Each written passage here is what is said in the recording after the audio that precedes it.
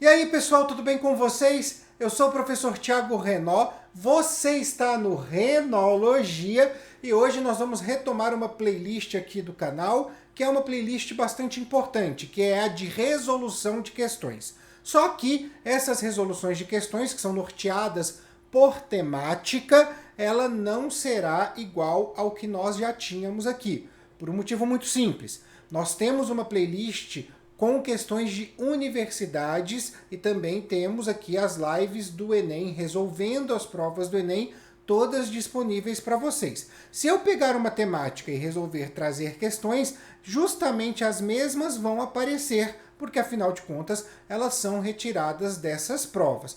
Então eu optei por fazer as minhas próprias questões e disponibilizar para que vocês possam estudar, para que vocês possam resolver ou previamente ou junto comigo durante o vídeo. Então, sempre que esse tipo de conteúdo for lançado, dias antes no Twitter ou na aba Comunidades, o PDF estará disponível para vocês. E é claro, dentro da descrição do vídeo, nós também temos o link para que você possa baixar e a minutagem das questões. O tema de hoje é o tema que nós, inclusive, vimos recentemente aqui no canal, que é a vida, o conceito de vida, a origem da vida e por aí vai, beleza? Mas antes da gente começar, antes da gente ver o que nós temos preparado, aquele ritual padrão. Se você é novo ou é nova por aqui, seja muito bem-vindo, seja muito bem-vinda, aproveita e inscreva-se no canal, ative o sininho das notificações, dê o seu like porque isso ajuda muito o canal a crescer. Pega papel e caneta, baixa o PDF porque é hora do estudo.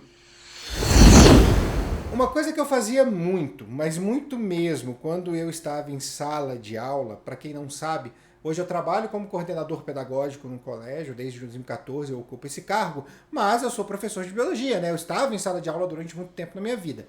E quando eu preparava as minhas provas, eu amava colocar itens da cultura pop, de videogame, de desenho, de HQ, coisas que eu gostava para poder nortear as minhas questões. E aí, né, fazendo essas questões autorais nesse momento, eu consigo retornar a este hábito que para mim é extremamente prazeroso. E na primeira questão eu já tenho aí essa memória afetiva, essa ideia de trazer algo da cultura pop para falar de biologia, e eu falo dela, das tartarugas ninja. Eu me lembro muito de quando eu era moleque, que quando eu, meu irmão, Pedro, do canal Parabólica, e dois primos meus, o Daniel e o André, nós íamos lá pro fliperama para jogar o joguinho das tartarugas ninja, e óbvio, assistir o desenho eu amava, então é algo que eu trouxe aqui para poder falar de biologia e é algo que faz parte, inclusive, da minha vida, das minhas memórias afetivas. Mas, sem delongas, né? Não estou aqui para fazer um vlogzinho, eu estou aqui para falar de questões de biologia. Vamos logo ao texto.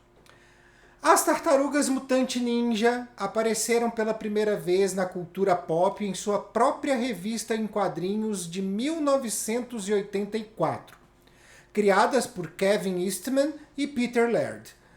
Desde lá, os 4 quelônios invadiram desenhos animados, jogos de videogame e o cinema. Batizadas com os nomes de 4 famosos renascentistas, Leonardo, Donatello, Rafael e Michelangelo, as tartarugas ninjas são resultado de uma mutação em tartarugas comuns pela ação de substância conhecida como Uzi. Seu mestre, o rato Splinter, também tem a mesma origem. De acordo com o que sabe-se sobre as características essenciais dos seres vivos, o processo que deu origem às tartarugas ninja e ao mestre Splinter está próximo da A. Reprodução, B. Evolução, C. Ciclo de vida, D. Metabolismo, E. Organização celular. Bem, o que nós temos aqui foi uma mutação, ou seja, uma alteração no material genético dessas tartarugas que deu a elas portes e feições humanas. Tá? Isso na história, obviamente, não temos isso na nossa vida real.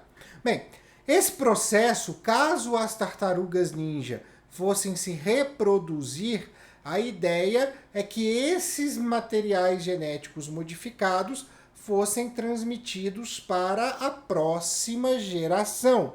Afinal de contas, boa parte daquilo que é evolutivo vem do processo de mutação, e é óbvio que eu estou falando de processos que 1 em cada milhões dão certo, não é uma coisa que funciona rapidamente nem com grande frequência. A evolução é um processo lento. E só por essa explicação a gente já consegue observar que a alternativa correta é a alternativa B, de acordo com o que sabe-se sobre as características essenciais dos seres vivos.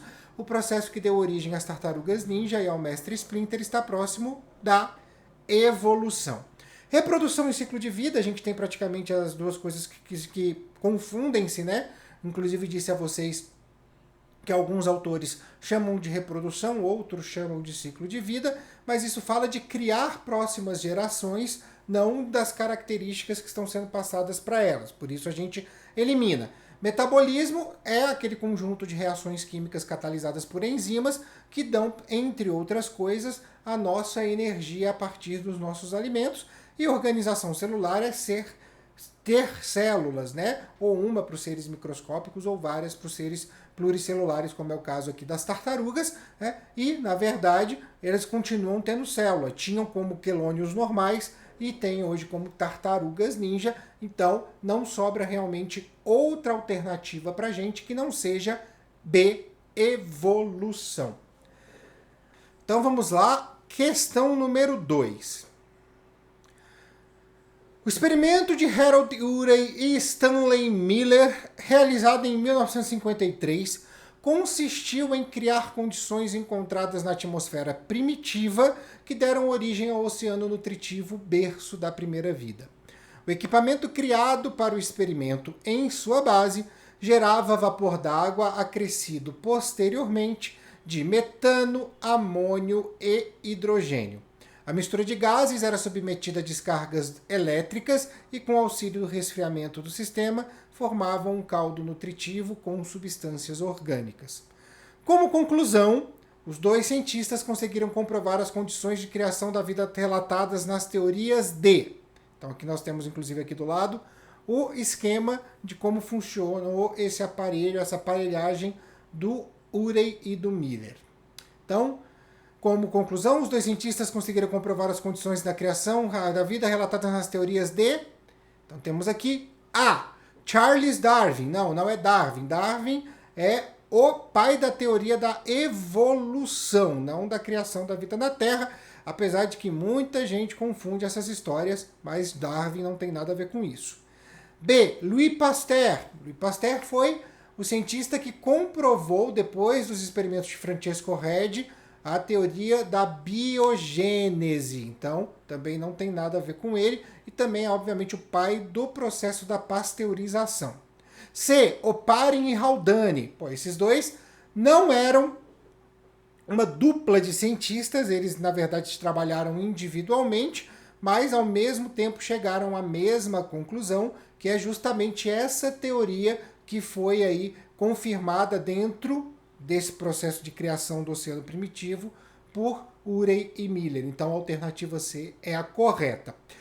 D. Watson e Crick. Esses dois foram os que fizeram o modelo do DNA, foram aqueles que trouxeram pela primeira vez o esquema organizacional do DNA. Então Watson e Crick também não tem nada a ver com isso. E é Gregor Mendel, esse é o pai da genética, o monge agostiniano que este ano comemora 200 anos de nascimento, né? Comemoraria se estivesse vivo, né? Mas 200 anos é um pouquinho demais, tá? Mas é o ano do bicentenário de Gregor Mendel, 2022. Então, alternativa C, Oparin e Haldane.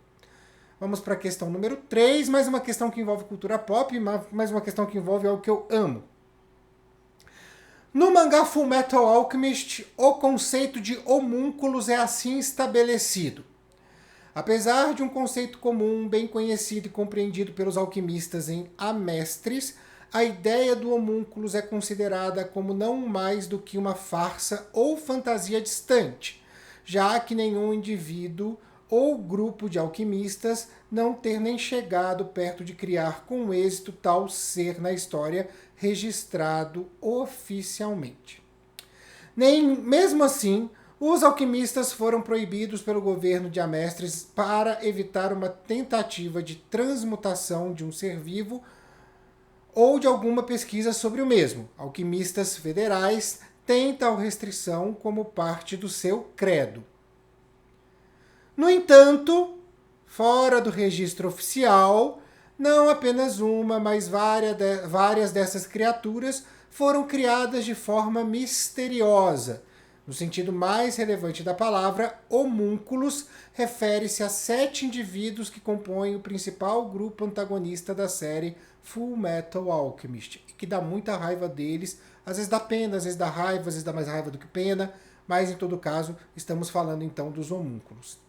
Na história da alquimia, aí passando agora para a história real, chamava-se homúnculos um humano criado de forma artificial, por uma fórmula química. Entre os diversos experimentos e boatos da época, o médico suíço conhecido como Paracelso alegava ser capaz de criar uma destas réplicas humanas a partir de uma mistura de sêmen e esterco. De acordo com o que se sabe das teorias responsáveis pelo surgimento de novos indivíduos de uma espécie, o homúnculo é um exemplo clássico da A. Teoria evolucionista, teoria da biogênese, tem um S a mais aqui, eu vou corrigir no PDF para vocês. Teoria da panspermia cósmica, teoria criacionista ou teoria da abiogênese. Aqui, gente, a gente tem que pensar da seguinte maneira. Quais são as teorias que tratam da origem de novos seres de uma espécie? A gente está falando das teorias da abiogênese e da teoria da biogênese, né? Então, a teoria da abiogênese e a teoria da biogênese. Então, automaticamente, a gente já descarta a C e a D. Porque essas aqui não falam desse tipo de origem. Essa aqui fala da evolução dos seres vivos, de como eles formam, inclusive, novas espécies, tem aí dentro a especiação como um dos processos. Já aqui, a panspermia cósmica e a criacionista falam da origem da vida da Terra, como é a teoria de Oparin-Haldane, que a gente viu na questão 2. Então, nos sobra a biogênese e a abiogênese. Qual é a grande questão nessa perguntinha aqui? O Paracelso dizia que misturava sêmen, que de certa forma é material vivo, que tem lá seus gametas, contém gametas masculinos, que são fundamentais para a reprodução, com esterco. E por ter material vivo, você pode até confundir falando, não, o que Paracelso faria se desse certo o seu homúnculo é algo parte da teoria da biogênese. Mas não, por quê? Porque uma vez que os espermatozoides não encontram o oócito, e eles não fazem a fecundação, eles têm um prazo de vida no ambiente e eles acabam morrendo e viram exclusivamente matéria orgânica para ser decomposta. Então, nesse caso, quando eu misturo sêmen, esterco e deixo lá por alguns dias para que possa gerar o homúnculo, eu estou falando exclusivamente de matéria orgânica que gerará vida. Não estou falando em vida gerando vida. Por isso, a alternativa correta é a alternativa E, teoria da abiogênese. Beleza? Vamos para a questão 4. Deixa eu ver se cabe toda aqui. Eu subo para a gente ler a E. Uma das teorias de origem da vida foi proposta pelo filósofo grego Anaxágoras, que citava esporos prontos para germinar que deram origem a todos os seres vivos do planeta. A teoria atribuída ao filósofo em questão é conhecida como A. Panspermia cósmica e diz que os esporos foram originados no espaço pela atividade de buracos negros em galáxias próximas à Via Láctea. B. Criacionismo e diz que os esporos foram criados por uma força divina, Deus, que os fez eclodir por todo o planeta. C. Evolucionismo e dizia que os esporos são originados de uma força divina e a partir de um ponto do planeta sofreram multiplicação e diferenciação genética. D. Panspermia cósmica, e diz que os esporos chegaram por meteoritos e ou cometas que se chocaram contra a Terra primitiva. E evolucionismo, e dizia que os esporos são uma evolução dos coacervados originados de interações moleculares no oceano primitivo. Bem, o que nós temos aqui? Primeiro, na questão do criacionismo, que é a alternativa B, Deus criou as coisas do jeito que foi, é o que está no livro do Gênesis. Fez a galinha, era a galinha, fez o galo, era o galo, fez o cavalo, era o cavalo, fez Adão, era Adão, tirou a costela do Adão e fez a Eva. Não tem nada de esporo nessa história, não tem nada de esporo nessa brincadeira. Já eliminamos então a B, tá? O evolucionismo, né, vamos chamar assim, ele é uma teoria que nós temos a partir de Darwin, tá? E o Anaxágoras, ele é do século V antes de Cristo. Mas assim, muito tempo, mais de 2000 anos antes de Charles Darwin. Então, impossível a gente ter aí uma condição dele estar falando de evolução, tá bom? Então, vamos eliminar então a B, que fala de criacionismo, a C, que é evolucionismo, e a E, que também é evolucionismo, porque evolucionismo não tem nada a ver, as teorias evolucionistas não têm nada a ver com o século V a.C., nos sobra a panspermia cósmica. E aí pensa, o que é a panspermia cósmica? Panspermia cósmica, que na verdade é uma teoria que é atribuída originalmente ao Anaxágoras, é a teoria de que cometas e meteoros se chocaram contra o planeta Terra, e esses cometas e meteoros traziam então os precursores da vida, tá? Hoje a gente fala que traziam moléculas orgânicas muito parecidas com as que encontrávamos no oceano primitivo. Tem gente que fala que traz bactérias. Existe aí como se fossem bactérias espaciais que depois evoluíram. Existe alguns ruídos de comunicação entre as pessoas que defendem a panspermia cósmica, que é uma teoria muito coerente, tá? Apesar de não ser a mais aceita pela ciência, ela tem sua coerência sim, tá? Mas quando o Anaxágoras falou, ele falava dos esporos que se multiplicavam e eram originados dos meteoros, dos meteoritos e dos cometas que se chocaram em algum momento contra o planeta Terra. Então estamos falando aqui da alternativa D de dado, beleza? Então é isso, pessoal. Estão aí as 4 questões resolvidas. Lembro de novo, PDF na descrição aqui para que você possa baixar. E também eu lembro que nós estamos nas redes sociais. @Renologia para o Twitter, para o Instagram e para o TikTok. Também temos lá o nosso canal na Roxinha, com a confecção do livro didático toda sexta-feira às 18 horas. E, óbvio, também o nosso podcast, o Articulando Renologia, que está presente lá no Spotify e no Google Podcasts, além, obviamente, de ser lançado toda segunda-feira aqui no YouTube. Eu vou deixando o meu grande beijo a todos e a todas e até o próximo vídeo.